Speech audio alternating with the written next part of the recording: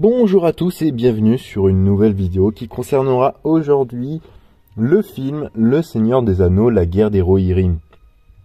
Alors, pour commencer, donc je suis allé voir le film hier, donc il est sorti le 11 décembre en France.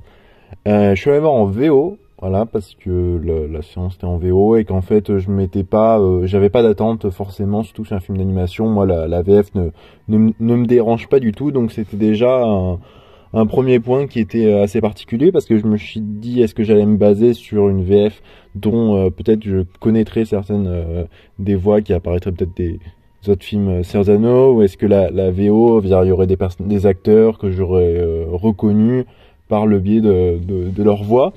Mais en fait, ça a été vraiment fait par hasard.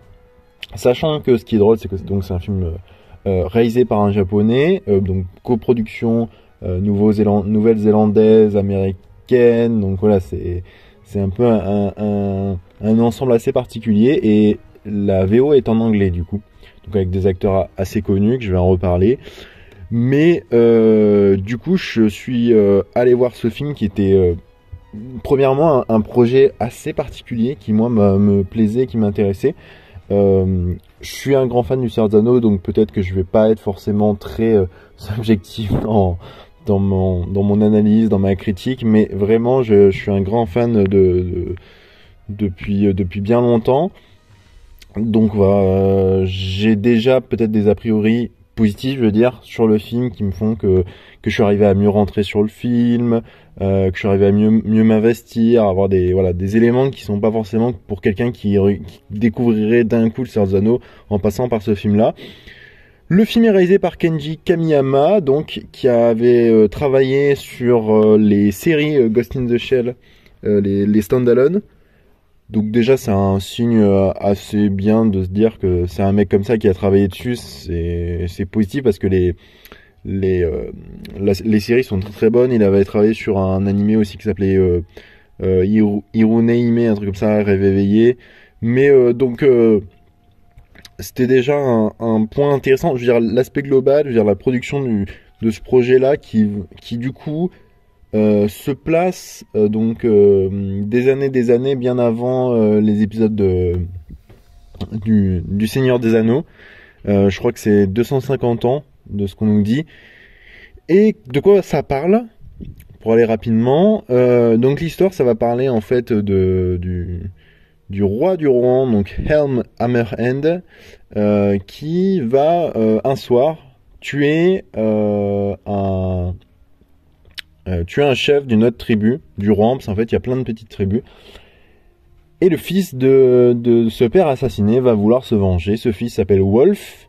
Et on va suivre l'histoire donc d'une vengeance de Wolf envers Helm Hammerhand, du coup, dont le personnage principal du film, l'héroïne, est Hera, qui est la fille de Helm Hammerhand. Voilà, donc c'est l'aspect global, le scénario rapide du film que je peux faire. Mais c'était important quand même de le dire. Première impression générale. J'ai bien aimé le film, c'est un bon film. Il y a quelques petits défauts, mais moi dans l'ensemble j'ai beaucoup aimé. En fait, je m'attendais pas à être pris autant. Et bon, il y a bien sûr pas mal d'éléments que je reviendrai, mais l'utilisation par exemple de musique au tout début du Seigneur des Anneaux, mais vraiment des thèmes iconiques, le thème du Rohan. Donc ça fait que je suis rentré tout de suite. Plus l'apparition aussi, on va dire, d'éléments provenant de notre trilogie préférée. Donc voilà sur les éléments que je pouvais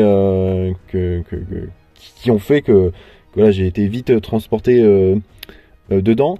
Je vais faire une partie, donc une grande partie qui sera consacrée au donc non spoil, et je ferai quand même une partie spoiler parce que je trouvais intéressant d'évoquer les éléments, donc je pourrais pas vous parler d'un partie non spoil et qui sont importantes pour le développement de ma critique et de mon analyse sur le film.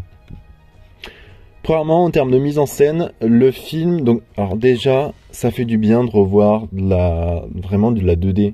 Alors, il y a de la 3D aussi, mais qui se joue au niveau des environnements. Par exemple, on va avoir des éléments qui vont tourner autour des personnages. Par moment, je me demande si on n'a pas de la rotoscopie, qui est une technique un peu à l'ancienne, niveau des films d'animation que faisait le film d'animation des années 70 du Seigneur des Anneaux, donc la première adaptation du Seigneur des Anneaux.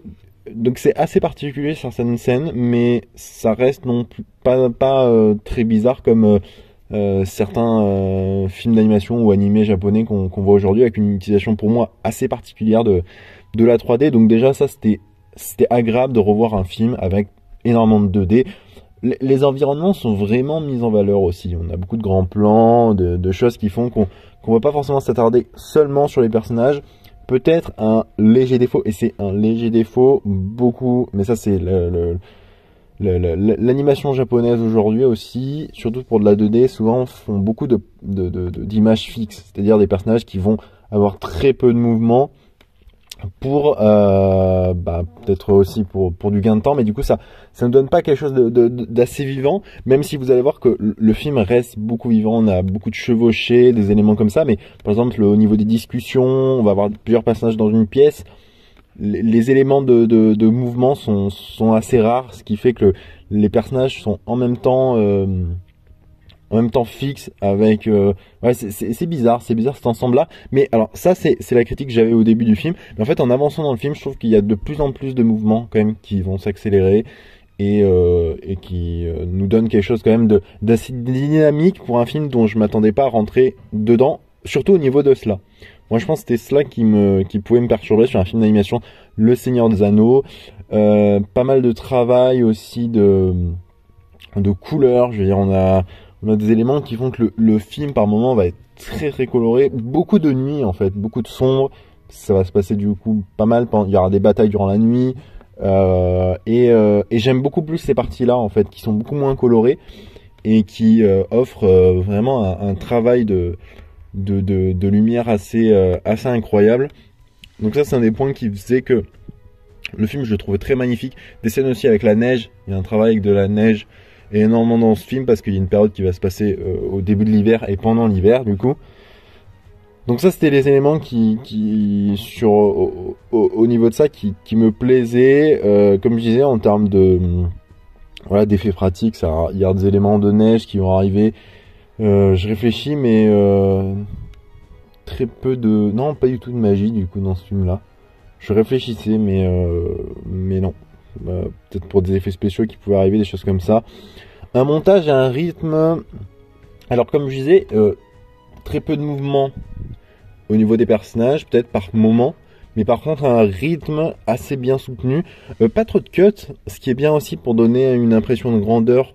Par exemple un personnage qui va avancer dans une plaine avec un cheval, on va le suivre, par exemple le suivre de près, la caméra va s'éloigner et on va avoir un élément où on va prendre le temps de voir le personnage se déplacer dans son environnement. Donc déjà ça c'est un des éléments que je trouvais positif à mettre en avant, parce que pour un film comme le Seigneur des Anneaux, il faut vraiment avoir des plans qui bien sûr je pense s'est inspiré des plans qu'on pouvait avoir dans les Deux Tours par exemple, où on va voir Gandalf, Aragorn et Gimli et Legolas qui vont arriver au Rohan, et où on a ce plan qui se font poursuivre, et pareil il y a des plans assez similaires. Donc je pense que il y a aussi une volonté de référence mais sans trop référencer. Alors il y a peut-être quelques plans, quelques éléments, un des éléments qui a été un peu critiqué, c'est peut-être un schéma narratif trop similaire à ce qu'il pouvait y avoir par exemple dans les Deux Tours, mais ça j'en reviendrai au niveau du scénario. Donc l'analyse technique fait que sur l'ensemble le film est visuellement assez beau, esthétiquement très sympathique, un travail naturel. Il y a des choses qui, alors bien sûr ce qui est drôle c'est que on sent que par moment la technique fait que on est dans un film d'animation japonais. Et je le dis bien japonais parce que culturellement il y a aussi une manière de mettre en scène les mouvements, comme je disais, la manière de parler, certains éléments qui font que je pense à une scène de bataille au niveau du gouffre de Helm sur un pont, à l'entrée de la porte du gouffre de Helm. Donc je pense que les gens qui voient, ils voient complètement ce que je veux dire, où il y a une puissance des personnages qui sont dégagés par une technique, par une manière de mettre en scène les éléments de la scène font que on se dit un personnage d'une culture Tolkien, on va dire, ou européenne, dans la manière de filmer, la manière de montrer les choses, ne le montrerait pas de cette manière. Mais c'est aussi intéressant parce que je trouve que le film, du coup, s'approprie des codes culturels qui sont pas forcément les siennes, mais qui arrivent vraiment à donner quelque chose d'assez sympathique et je trouve de pertinent. Maintenant, on va parler donc du jeu des acteurs. Donc moi, je l'ai vu en VO, donc je vais devoir critiquer que les éléments de VO. Alors, on a un casting. Alors moi, je ne connaissais vraiment pas tous ceux que je vais vous citer ici, mais on avait donc Gaia Romilly Wise qui est dans le rôle de Hera, qui est excellente. Je trouve que sa voix colle très bien au personnage. On a quelque chose de particulier, mais je trouve que elle arrive à avoir un jeu fin. Du début à la fin, il y a une évolution du personnage. Donc elle va vraiment se transformer, avoir au début très peu. En fait, a toujours envie de se différencier de l'ensemble des autres personnages. Il y a vraiment quelque chose de très intéressant au niveau de sa vocalité, si je le dis de cette manière-là, mais je trouve qu'il y avait quelque chose de très pertinent. Alors il y a Brian Cox qui joue Helm Hammerhand, donc son père dans le film, qui là colle parfaitement au personnage. On a une voix assez rock, assez grave, une personne, bon, il est beaucoup plus vieux maintenant, Brian Cox, mais je trouve que ça collait parfaitement à un personnage qui, on sent la faiblesse du personnage en même temps que sa force intérieure. Voilà, de l'aîné, du sage qui a vraiment sous ses allures de personnage affaibli, par exemple, par des éléments de la vie, mais aussi des éléments de blessure, des choses comme ça, font que il arrive vraiment à être pertinent et à nous offrir une prestation incroyable sur son personnage. Et je trouve que c'est un des personnages qui colle le mieux. Alors sa voix colle le mieux au personnage qui nous est montré dans le film. J'ai noté que pour Wolf, c'était Luc Pascalino, donc que je connaissais pas, mais qui a joué dans la série The Musketeers. Et là aussi, on a un personnage qui colle. Sa voix colle très bien au personnage de Wolf, qui est un personnage qui est axé donc sur la vengeance, sur des éléments de vouloir à tout prix atteindre son objectif, qui est de se venger totalement, même si c'est contre la perte de ses hommes. Je veux dire, il est prêt à tout pour pouvoir se venger. Et je trouve que le personnage est assez intéressant, parce qu'au début on pourrait se dire c'est un personnage qui n'est pas fin, il n'y a pas de contraste, de nuance dans son action, dans son envie de faire mal aux autres. Et finalement ça se goupille bien. On a quelque chose de très intéressant au niveau de son personnage, de la manière de jouer. Il arrive vraiment à être pertinent. Alors ce qui est drôle, c'est que là vous avez pas, mais physiquement les acteurs ressemblent beaucoup au personnage, je trouve, leur manière d'être, physiquement, quelque chose de très intéressant. Donc je vous invite à aller voir le casting de ce film. Alors il y a un élément, je ne sais pas si je vais l'évoquer maintenant, si je vais l'évoquer en version en spoil, mais je ne vais pas vous l'évoquer maintenant. Je vais l'évoquer, je pense, en partie spoiler. Je pense que ce sera plus intéressant d'en parler, parce que c'est quelque chose d'assez important qui se retrouve qui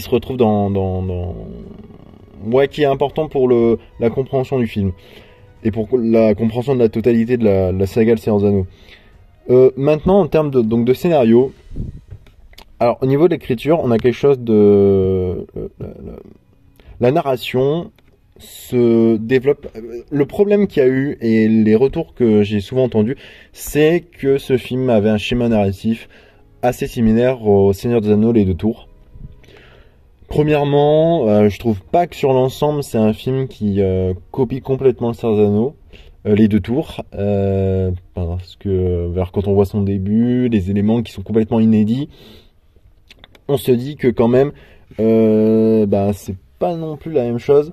On a un travail, je trouve que la narration fait que Alors bien sûr, on s'attend à la fin du film. On comprend le parcours du personnage, on comprend que le personnage principal va évoluer, son parcours, ses motivations, mais alors peut-être que les éléments qui peuvent se rapprocher, qui dit souvent, c'est qu'il y a une bataille au gouffre de Helm, comme les deux tours, mais bon, je veux dire, c'est un film qui évoque et qui veut parler donc de cette partie-là de la Terre du Milieu, donc je trouve que c'est pertinent d'y revenir, surtout que le style de bataille n'est pas le même. Donc dans le Seigneur des Anneaux et des Tours, il y a une explosion, par exemple une brèche, là il va y avoir des tours de siège. C'est pas du tout la même chose, on a quelque chose de bien différent en termes d'attaque, de défense aussi, et je trouve que voilà, on ne travaille pas sur les mêmes enjeux, les mêmes éléments. Alors, est-ce que le film est cohérent dans sa globalité? Oui, je suis en train de réfléchir sur les points que j'aurais pu voir qui étaient incohérents, mais le film se tient de bout en bout. Comme je disais, il y a des évolutions de personnages. Chaque personnage évolue dans le sens qu'on pense qu'il évoluera. Donc ça, c'est quelque chose d'assez positif, c'est que je m'attendais à ce que chacun des personnages évolue. Bon, bien sûr, le personnage principal, c'est celui qu'on se doute pas, parce que ça se veut être le personnage qui va vraiment comment dire, j'allais dire dégager, mais comment dire, être unique par rapport aux autres personnages. On sent que la destinée n'est pas la même que tous les autres personnages. Il y a un élément, je pense que je l'évoquerai à la partie spoiler, qui est complètement, par contre, quelque chose qui ressemble à un élément des deux tours. Vers la fin du film, vers la fin, pas complètement la fin, mais durant la bataille du gouffre de Helm, il y a un élément qui est complètement le même, la même chose. Donc ça, c'était assez drôle de voir ça. Un truc qui est pas un spoil, c'est que là on retrouve aussi les sauvages les sauvages, les pirates du Seigneur des Anneaux, donc le numéro 3. Donc ça c'était intéressant de l'évoquer, on voit des olifants qui sont dans le film. Et donc ça c'était aussi particulier de retrouver des éléments comme ceux-là, parce que on s'attendait pas à voir dans les deux tours déjà ces éléments-là. Alors voir dans un film qui se passe plusieurs années, voir que en fait les pirates étaient déjà venus, alors pas au Gondor, mais au moins dans la partie du Rohan. Ce qui est intéressant pour montrer voilà, qu'ils existaient dans l'univers du Seigneur des Anneaux. Et ces éléments qui, je trouve, la scène de combat contre les olifants sont assez intéressantes, la manière dont ils l'utilisent. Quelque chose de très, ils arrivent aussi à rendre les animaux très, on ressent aussi les émotions des animaux. Il y a une scène par exemple avec du feu, alors que les olifants auraient peur du feu, et je trouve que ça marche très très bien au niveau de cela. Beaucoup de thèmes évoqués, le thème de se différencier, de se battre aussi pour son peuple, des éléments de passation, de transmission, de tradition. Je trouve que c'est intéressant au niveau de cela. Le personnage d'Hera avec son père, et je trouve que c'est une des plus belles relations. C'est là où on voit la passation, la transmission des éléments de royauté, la manière de gérer un peuple. Voilà, bon, bien sûr, il y a la thématique de la vengeance, qui là est un peu, peut-être, c'est un peu le message le plus désuet, quoi. C'est, il y a mieux que la vengeance, ne vous vengez pas, mais pardonnez à votre ennemi, quoi. C'est un peu ça. Et ça, c'était peut-être un peu usé, un peu usité comme message, mais sinon, ouais, sur l'ensemble du film, on a vraiment, moi, j'ai retrouvé en fait certains messages ou thèmes qu'on pouvait avoir dans le film, dans les films Les Seigneurs des Anneaux. Donc ça, c'est sur la partie scénario. En termes de musique, le film est juste génial. La musique, alors déjà on commence avec l'ouverture, la musique du Seigneur des Anneaux qui fait. Alors ça c'est extrêmement drôle, parce que en fait finalement je m'attendais à un film d'animation qui coupe complètement tout avec l'univers de Seigneur des Anneaux, et en fait non, il s'inscrit parfaitement. On a une musique du début et aussi on a une musique de fin, comme pouvaient le faire les Seigneurs des Anneaux avec Enya, Annie Lennox, mais aussi The Hobbits. On avait le chanteur que j'ai complètement. Il y avait Billy Boyd, mais je sais qu'il y a Ed Sheeran, voilà, qui chantait sur le deuxième opus. Et là aussi, on a une chanson à la fin, donc The Rider, chantée par Paloma Paris. Et je trouvais que c'était intéressant, voilà, de retrouver des... Là, par contre, c'est vraiment un cadre à la Seigneur des Anneaux. Donc, je trouvais que ça pertinent aussi d'ancrer vraiment ce film-là, ce film d'animation, comme un film à part entière dans la saga Le Seigneur des Anneaux. Et pas comme un opus vraiment spin-off qui se détache complètement, qui innove trop et qui ne s'inscrit pas assez dans l'univers Le Seigneur des Anneaux. On a ça, donc on a aussi la musique du Rohan, qui là aussi, et bah, c'est des frissons, comme je disais, j'ai un côté pas objectif, c'est quand j'entends ce son, voilà, ça m'a tout de suite transporté dans le Seigneur des Anneaux. J'ai adoré, la bande son est magnifique. Donc on a du chant de certains acteurs qui vont chanter pendant le film, et je trouve que ça, c'est en même temps quelque chose de très animé de la chanson, mais c'est fait de manière totalement inscrit dans l'univers de Seigneur des Anneaux, je veux dire quelque chose de la harpe. Ça m'a fait penser un peu au film Beowulf de Robert Zemeckis, où on avait aussi des éléments de chant à la harpe qui s'inscrivaient complètement dans le film et qui donnaient une cohérence du pourquoi un barde, une sorte de barde, pouvait chanter ce type de son. Et donc pour moi en termes de musique c'est juste génial, la bande son est magnifique, je vous conseille d'aller l'écouter, la réécouter. Au niveau sonore, le film aussi a une spatialisation assez particulière, je trouve que il s'ancre vraiment parfaitement dans les scènes de bataille, les scènes lancinantes, on va avoir des scènes aussi assez effrayantes qui sont assez intéressants. Et donc au niveau de ça, moi je trouvais que le film arrivait parfaitement à gérer son son et sa musique. Maintenant, nous allons parler et passer à la partie spoiler.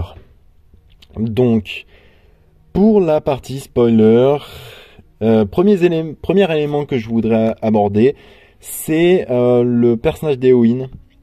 Donc, Éowyn revient dans ce film-là, mais pas sous la forme donc d'un personnage, c'est la narratrice, le narrateur de ce film-là.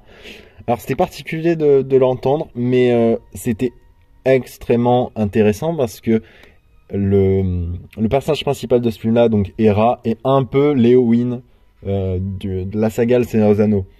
On a vraiment une inscription complète de son personnage qui est complètement voilà, en lien avec le personnage principal. Hera et Éowyn vraiment sont connectés. Alors là par contre c'est une différence parce que Le Seigneur des Anneaux, souvent la narratrice principale c'était donc Galadriel, donc Cate Blanchett, qui vraiment inscrivait le film avec une voix très très grave. Mais ça je trouvais ça pertinent de modifier cela. Je vous disais que j'aimais bien l'intérêt qu'il y ait un cadre et que le film s'inscrive donc par son son, ses musiques, son introduction, son générique, par le biais de Seigneur des Anneaux classique, mais qu'il aussi arrive à inscrire une originalité. Donc là ils ont changé la narration par le personnage d'Éowyn, une narration qui est présente pas forcément si souvent. Moi j'ai entendu des critiques qui disaient qu'elle apparaissait souvent, mais en fait non, elle apparaît par moment dans le film et arrive vraiment à compter les éléments un peu qui nous seraient trop longs à montrer par le biais de l'animation. Donc voilà, au niveau de ça, on a j'y pense, les deux orques. On va avoir une apparition d'orques, donc on va avoir une inscription aussi dans la saga Le Seigneur des Anneaux. On va nous parler du Mordor première fois. En fait, on va avoir des orques qui vont donc se trouver, c'est au moment du gouffre de Helm, qui vont se trouver dans la neige en train de ramasser sur des cadavres des anneaux. Et on entend la phrase, alors je l'ai pas exactement, mais qui nous dit je comprends pas pourquoi le Mordor en gros nous fait ramasser des anneaux. Donc déjà là on a une compréhension que Sauron est déjà présent et qu'il y a une autre menace qui s'annonce par la suite, donc qui n'est pas la menace qu'on a actuellement de l'armée de Wolf. Donc ça je trouvais ça intéressant d'évoquer cela parce qu'on a aussi une inscription plus globale dans la saga Le Seigneur des Anneaux. Un truc que je parlais avant mais que je n'ai pas parlé à la partie spoil, c'est par exemple des éléments similaires. Moi pour moi le vrai élément similaire qu'on peut retrouver entre ce film là et les deux tours, c'est la scène dans les deux tours où donc Gandalf arrive et avec les cavaliers descendent de la colline, voilà, au moment du jour pour sauver le gouffre de Helm. Et là on a une scène pareille avec le cousin donc d'Hera qui arrive et qui descend et qui gravit une colline. Donc ça par contre c'est complètement un élément qui est emprunté des deux tours, mais voilà, le fait qu'il n'y en ait pas énormément d'éléments je trouve ressemblants fait qu'on va pas non plus se dire voilà c'est une copie. Après on va avoir des éléments qu'on va retrouver, la grotte aussi dans les deux tours, je veux dire la grotte qui se trouve à côté du gouffre de Helm. Des éléments de mettre tous les villageois le plus possible en sécurité. Voilà, des éléments qui se retrouvent, mais comme je vous disais, on va avoir une attaque avec une tour de siège, des éléments qui sont pas du tout les mêmes. Voilà, sur l'ensemble de ce que je pouvais dire sur ces comparaisons, moi pour moi, j'en ai pas trouvé d'autres et je trouvais que c'était pas plus pertinent d'évoquer cela. Ensuite, donc ça c'est à la fin du film. Nous avons un personnage de la saga Le Seigneur des Anneaux, mais là vraiment un personnage qui apparaît, c'est Saruman.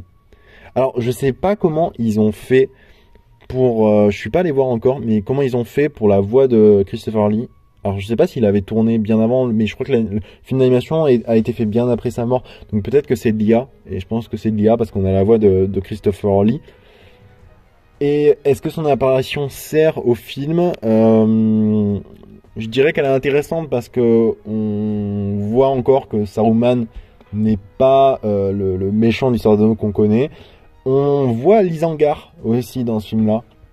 Donc on la voit avant qu'elle soit prise par Saruman, mais là elle est mise par Beowulf, s'est mis à contrôler la région, et je trouve intéressant aussi de pouvoir apercevoir. C'est ça ce que je vous dis, c'est que le film il nous met de petits éléments du Seigneur des Anneaux sans être trop référencés. Et l'apparition de Saruman, voilà, il y a une phrase, il y a quelques phrases, mais on le voit un tout petit instant. Il apparaît pas dans l'ensemble du film, il n'a pas une action majeure sur le film, mais je trouvais pertinent de le mettre à la fin.